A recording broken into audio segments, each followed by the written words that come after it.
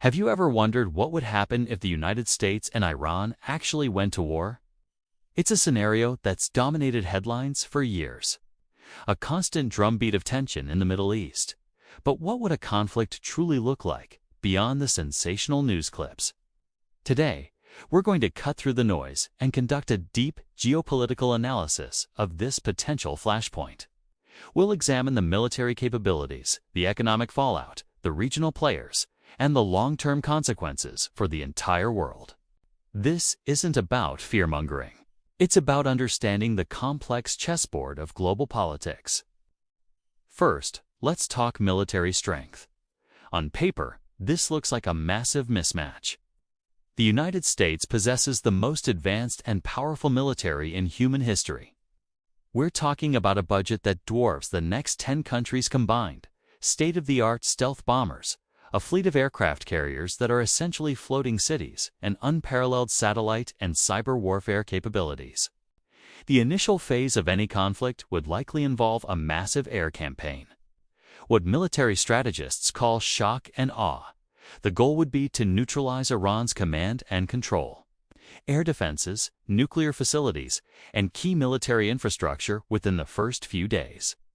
The U.S. would leverage its air superiority from bases across the region in Qatar, the UAE Bahrain Anand from its naval assets in the Persian Gulf and beyond. But here's where it gets complicated.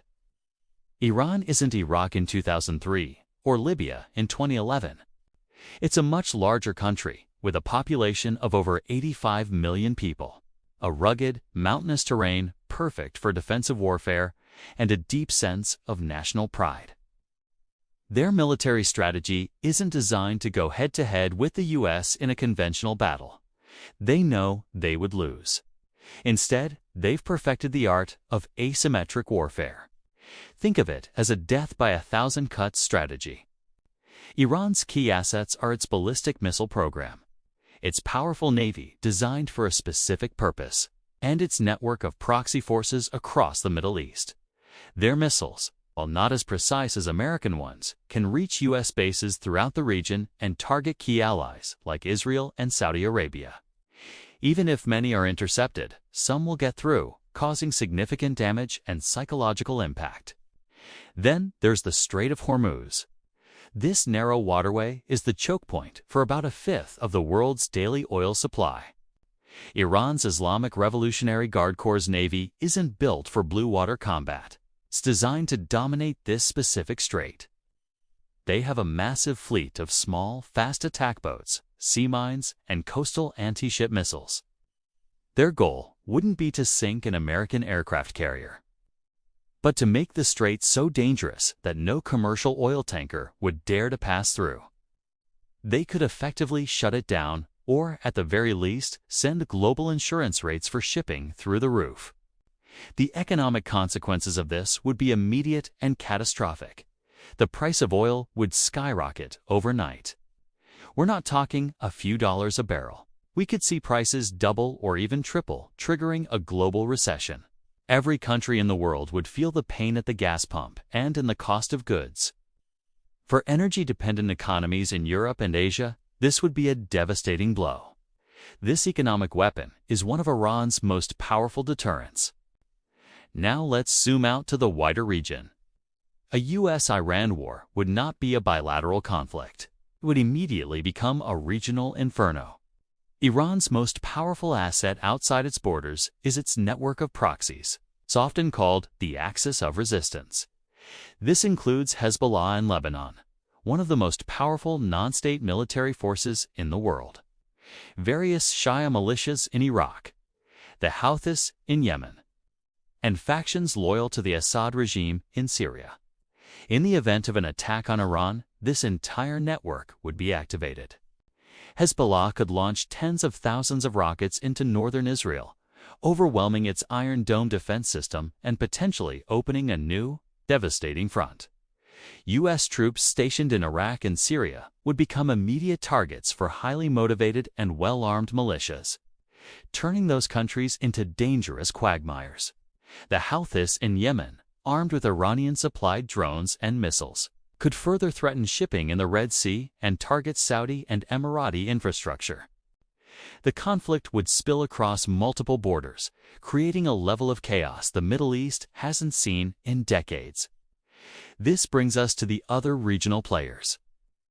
Saudi Arabia and the United Arab Emirates, Iran's main regional rivals, would be on the front lines. Their cities, oil fields, and desalination plants are all within range of Iranian missiles and drones. While they have sophisticated air defense systems, as we saw with the 2019 Abqaiq attack, they are not impenetrable. A full-scale war would devastate their economies and could destabilize their governments. Israel would almost certainly be drawn in. Viewing an attack on Iran as a chance to neutralize what it sees as an existential threat, particularly Iran's nuclear program. This could lead to a multi-front war involving not just Iran, but also Hezbollah in Lebanon and other proxies in Syria. The potential for escalation would be immense. And what about the other global powers? Russia and China, while not allies of Iran in the formal sense, would see a U.S. war as a strategic opportunity.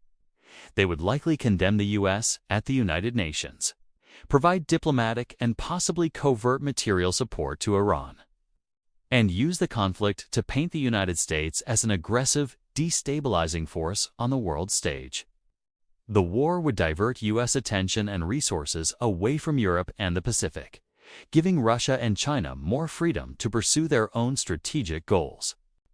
They wouldn't want an Iranian victory necessarily, but they would absolutely want a long, drawn-out, and costly American failure. So what's the endgame? An initial U.S. air campaign might be militarily successful, but it wouldn't be the end of the story. A ground invasion and occupation of Iran would be a monumental undertaking, far larger and more difficult than the invasions of Afghanistan and Iraq combined. The human cost, both for American soldiers and Iranian civilians, would be staggering, and the occupation could last for decades, fueling a relentless insurgency. The very real risk is that the United States could win the initial battles but lose the long, protracted war, getting bogged down in another seemingly endless Middle Eastern conflict. This is why, despite the heated rhetoric we often hear, a full-scale war has been avoided so far. The costs are simply too high for everyone involved. For the United States, it would mean economic turmoil, immense human and financial cost, and a strategic distraction from bigger challenges like China. For Iran, it would mean the destruction of its country and the potential collapse of its regime. For the rest of the world, it would mean a global economic crisis and unprecedented regional instability. Ultimately, the U.S.-Iran standoff is a classic example of deterrence. Each side has the ability to inflict unacceptable damage on the other, creating a tense but stable balance of power. The real danger lies in miscalculation, a skirmish in the Persian Gulf that spirals out of control. A political leader who feels backed into a corner and makes a rash decision. Understanding these dynamics is crucial, because the consequences of getting it wrong would be felt by all of us, no matter where we live. This complex web of military, economic, and political factors is what holds the world back from the brink. Thanks for joining me on this deep dive. It's a sobering topic, but an important one to understand. If you found this analysis valuable, please hit that like button, subscribe to the channel, and ring the bell so you don't miss our next video. I'd love to hear your thoughts in the comments below. Till next time.